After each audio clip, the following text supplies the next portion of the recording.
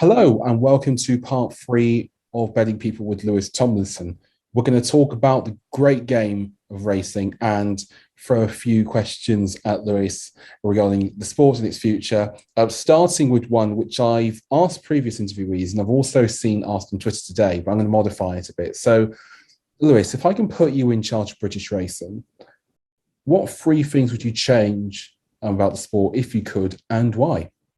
Yeah, Christ, mate, that'd be some world that. But no, look, the most basic one and the obvious one is look, the fixture list in the program needs starting again. Like the races we have aren't fit for purpose generally. There needs to be less racing, more competitive races at all levels of the sport. Stop giving out cheap black typing, and I understand the reasons why, the increased mares program is coming over the jumps, but some of the listed graded races, they're absolutely dreadful. There's a listed juvenile fillies event. I think one at Aintree and one at Doncaster, both. I think one in December, one in January. You can win that and be rated 115. And I ideally, in my head, even though I understand why these races exist, I don't like them. To me, being a listed winner or a graded winner should have a semblance of achievement to it personally. So I'm not a fan of that. But even you see on the flat, so many small competitive races with short price favourites that are of no interest to punters or viewers. That's an obvious one, and hopefully almost everyone will say that. Another thing I think probably a little bit more of a personal one is I kind of wish we'd abandon even further the idea of racing as a sport of kings and trying to portray it as some sort of elitist endeavour, some sort of pastime just for posh boys, because I think it does more harm than good nowadays. And don't get me wrong, I know that strand of marketing will be attractive to certain areas of society, but I think it turns more people away than it brings in. So many people I can imagine from my sort of background have never given properly following racing a chance because certain aspects of the sport want to portray themselves as being solely in the realm of the privilege, and it's not like that. Since I've worked in racing, I've been so surprised how many dead normal people there are. Because if you were to only really watch it on the telly and the adverts around, but even on course sometimes, I've seen on course adverts, talking about, live like royalty and stuff like that. And you're there thinking, I'm not that, I'm far away from that, and I think, the whole, sort of racing is everyone's sport, that sort of campaign is what really we should be focusing on, because there are such a diverse amount of backgrounds in racing that it does wind me up a bit when we fall back on the reliance of, the whole pageantry and royalty sort of aspect for it. And I understand why, because it's where the sport has come from, and it's a lot of the history of the sport, but it doesn't reflect the sport we are now. And it does my head in that, we kind of shoot ourselves in the foot, because I think it turns people from my sort of background away before they really give it a chance. And also it becomes a really, really easy stick for the public to beat us with when things do go wrong in racing. So even if you were to look at when racing was the first sport back after the pandemic, how much stick did we get for that? Because it was, the public perception that it was just posh boys in government letting the posh mates have their fun. When obviously there were so many sensible reasons as to why racing was the first sport back and why it was best equipped to be the first sport back. But we couldn't shout louder over the people thinking it was, the old boys club letting each other get away with stuff again. And yeah, I really would would hope that in the future we'll keep moving away from that sort of market, and I think it's moving in the right direction. But yeah, I'd like to see far less of that, because I think we'd be a healthier and more diverse sport for it. Are there any sort of good initiatives that you think currently are helping combat that sort of stereotype about the sport, or do you think it's more of a general effort that everybody needs to make? Look, I think there are concerted efforts to have. I think the Step on Track scheme now, which is run by the BHA, which is to try and get people, I think, from inner city areas and ethnic minorities into racing. And obviously the Racing Media Academy, things like that are all really, really decent. But like you say, it's a tough one when a lot of the sport is, I guess, comes from that sort of royal aspect. And we have Royal Ascot as our biggest flat meeting with royal carriages, coming out like something from fairy tales on the past. But even kind of with that, like the way that sort of thing was presented. So say this year when Reach for the Moon was beaten, like the way I kind of think ITV came presented that was as if that was the worst thing that ever happened in racing. The Queen's horse has been beaten at Royal Ascot. The entire crowd are in tears.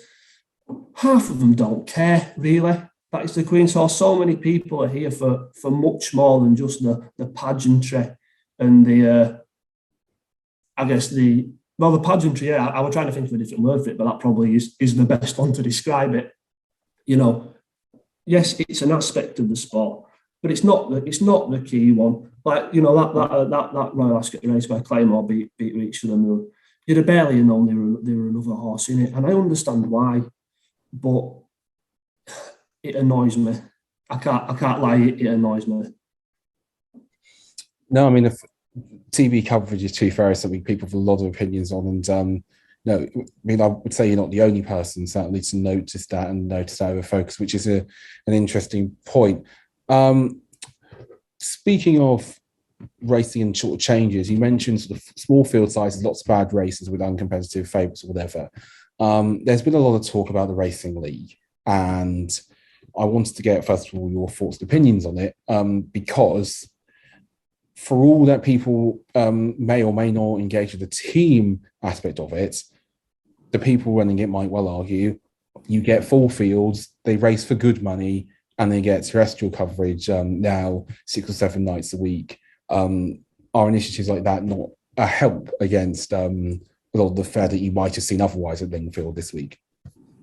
Yeah, no, I guess probably before I talk about this, I will say I did a bit of work for the Racing League last year, and they were very good for me. And obviously I worked for ATR last year, who covered it, and I did a lot of Racing League content for them. So I spent a lot of my summer last year thinking about the Racing League and working on pieces for it. And look, I must admit, I won't call myself a full on acolyte. I can appreciate what it's trying to do, whether I think it's having any sort of effect to increase racing's profile in a wider scale. Still doubtful with that so far, but like you said, I don't get why people have a major problem with good competitive field sizes, good prize money. The racing is good racing. If you're just there to watch good horse racing, which is what at the end of the day I enjoy doing more than anything else, really, in terms of the whole governance and stuff like that. End of the day, the reason I'm in this game is because I like watching horses running in circles and trying to pick winners. And that's still the motivator. So look, and it's far from perfect, but I think they've improved it from year 1 to year 2. The idea of regional teams is an improvement. Whether people have a dead attached to any teams is obviously up for debate. But I've got like, I want Yorkshire to win it. I'm not going to back a horse just sit from Yorkshire, but I'd like the Yorkshire team to win it. And it is going to be it's a really tough one. It's 6 weeks a year with a hell of a lot of planning going into it, and it's a sort of thing that they are having to learn on the job with it. And that learning on the job, is going to have to take place over quite a long period of time because it is only for 6 weeks a year. So, like they said, I've seen Charlie Fellow say this week, having nurseries in it is a poor idea, and I can't say I disagree with that.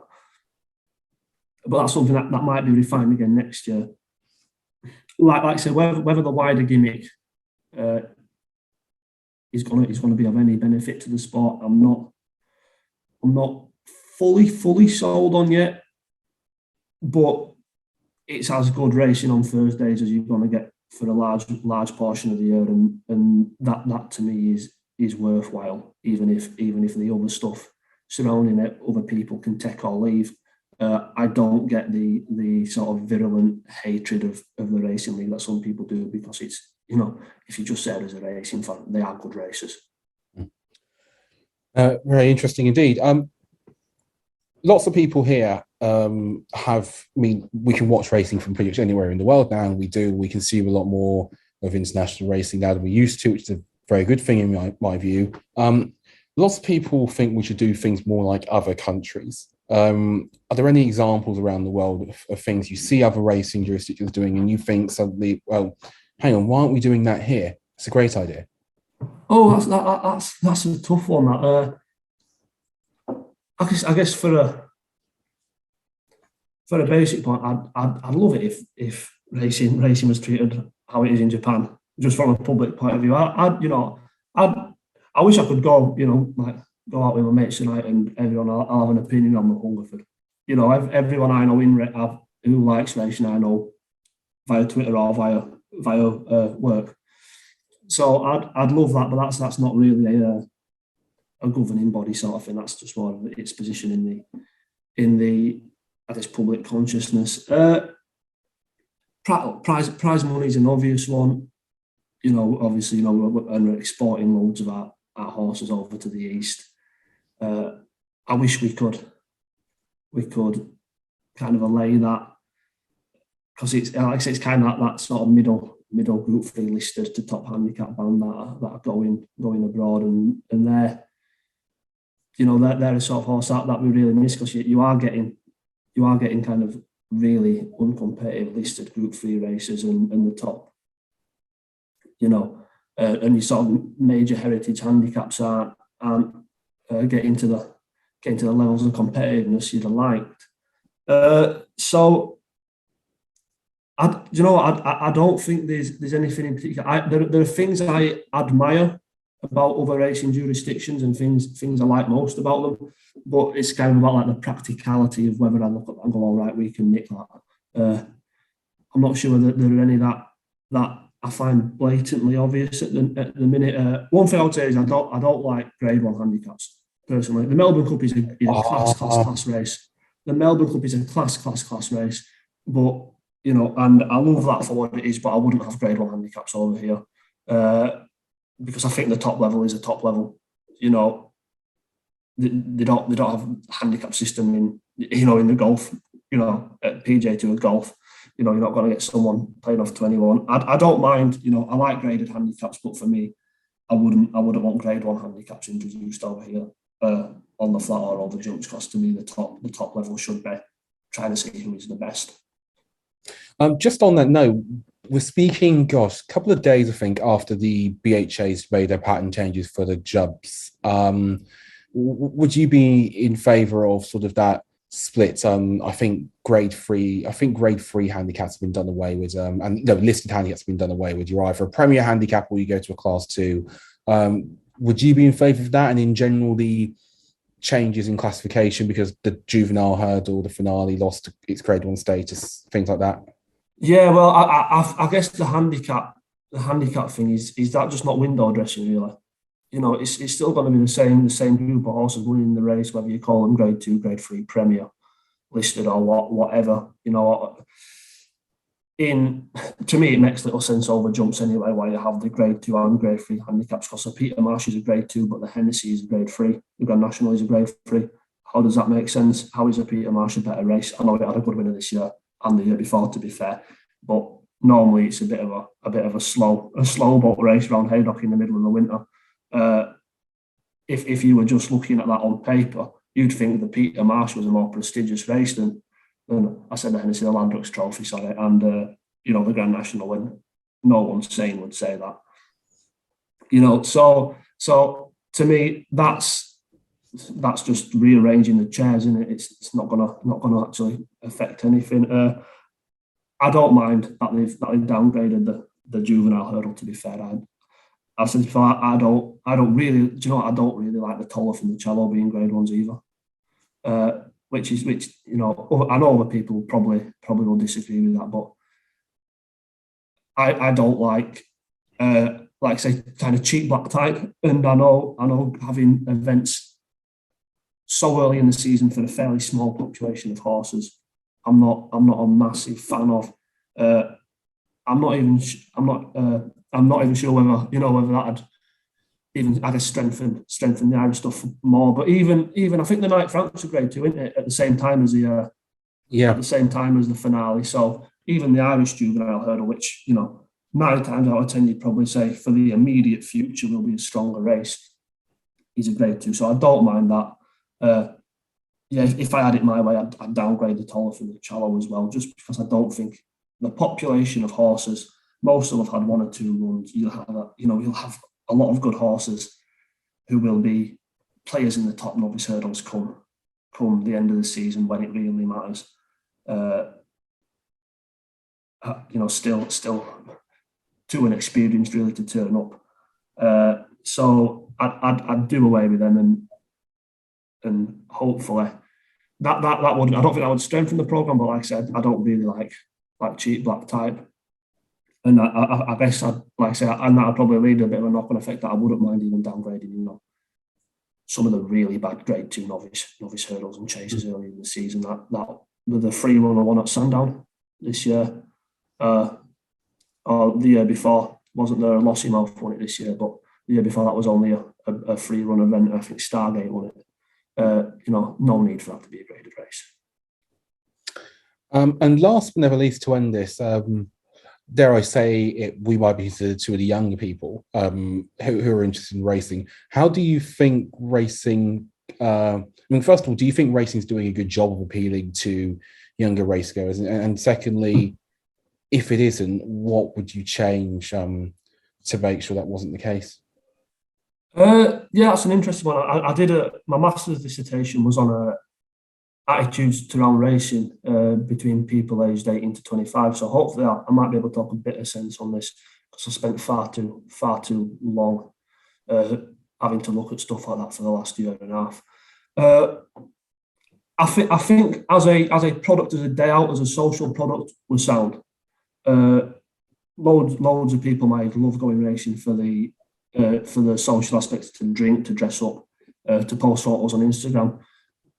And to bet, to be fair, that's still a major draw to punt. Whether people really pay attention to what's going on the track that much is up for debate. But I think it would be noticed if there were only 4 runner races on a card, to be fair. So I think we do a good job of serving the product to the casual viewer.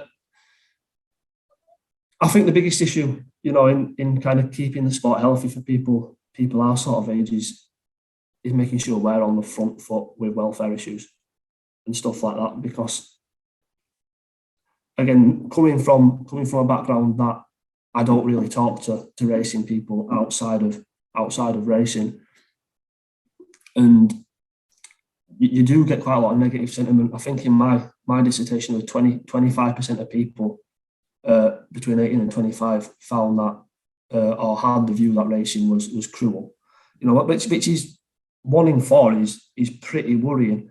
And don't get me wrong, I don't think that these people hold this view particularly strongly, right? This is where I think racing kind of gets it wrong somehow, that people who have this view are all, animal rights, diehards. In my experience, they're not. My own brother said to me after Lincoln, we went to Lincoln, and he came back and he said to me, if it wasn't for you, I'd think racing was cruel. And he's far from a screaming animal rights person, pretty normal northern lad.